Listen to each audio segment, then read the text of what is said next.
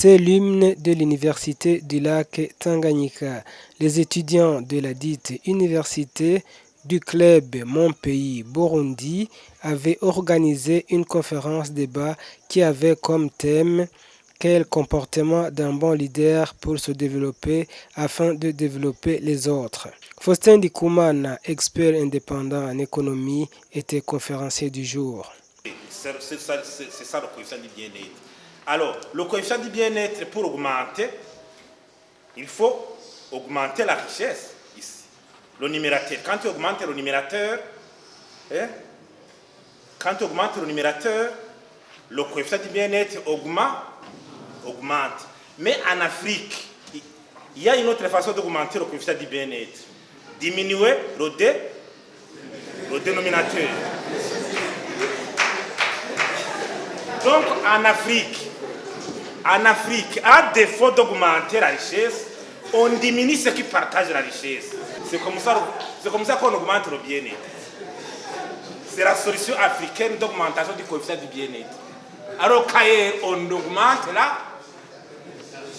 la richesse, la croissance, taux de croissance. Comment qu'est-ce que L'expert Faustin Ndikumana a également fait savoir qu'à l'absence d'un bon leader, l'économie ne peut pas se développer. On part peut-être de la définition générale d'un leader, quelqu'un qui peut avoir la capacité de fédérer les forces des autres, de canaliser les énergies des uns et des autres, et avec un pouvoir de discernement élevé pour aboutir à un objectif, une vision déterminée.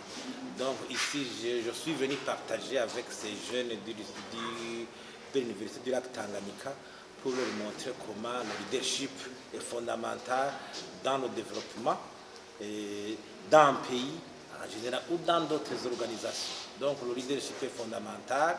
On est parti de cette importance du leadership, même dans le développement économique, et on est parvenu à montrer comment un leader doit se comporter comme quelqu'un qui a une vision, un objectif, quelqu'un qui a toujours le sens de l'intérêt général, qui aime les membres de son groupe, qui a le sens du sacrifice, qui a le sens de l'abnégation, donc pour aboutir à des objectifs précis.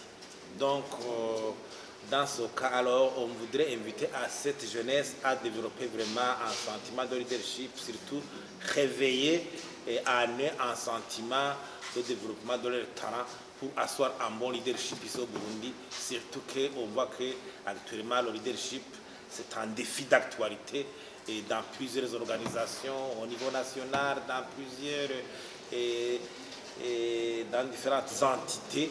Donc on voit que le leadership, c'est un défi aujourd'hui fondamental. Alors la jeunesse est appelée à exprimer ses talents, à faire émerger un leadership jeune et dynamique. Donc comme nous avons donné l'exemple dans le comportement dans l'idée, les jeunes doivent refuser les antivaleurs. Ils doivent dire non aux antivaleurs, non à la corruption, non à l'instrumentalisation.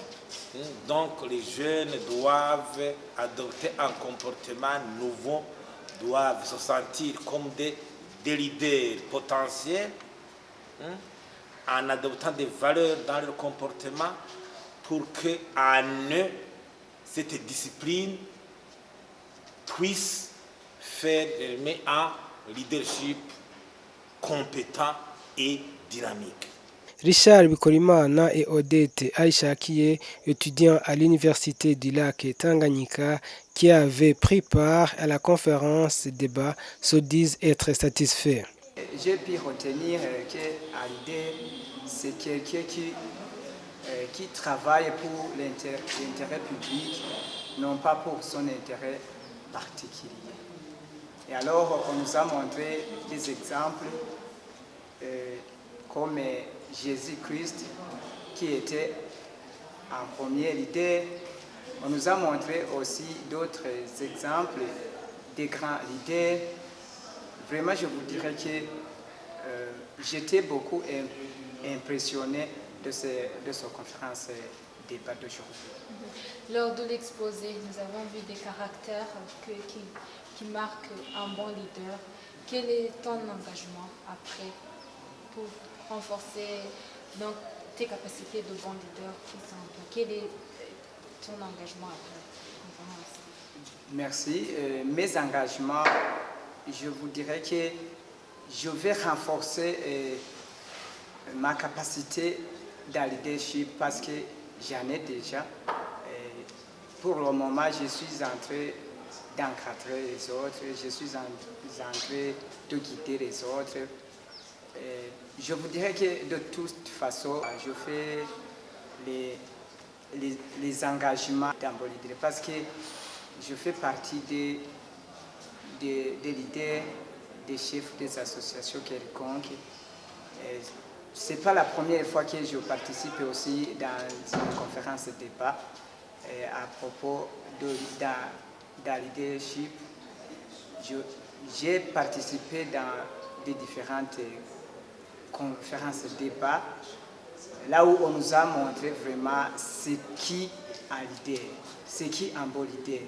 Et alors, je vous dirais que mes engagements, je vais essayer de transformer d'autres jeunesses pour que d'autres jeunes puissent et aussi devenir des bons leaders. Cette conférence de débat, j'ai retenu qu'un bon leader doit chercher un intérêt des autres, pas un intérêt particulier.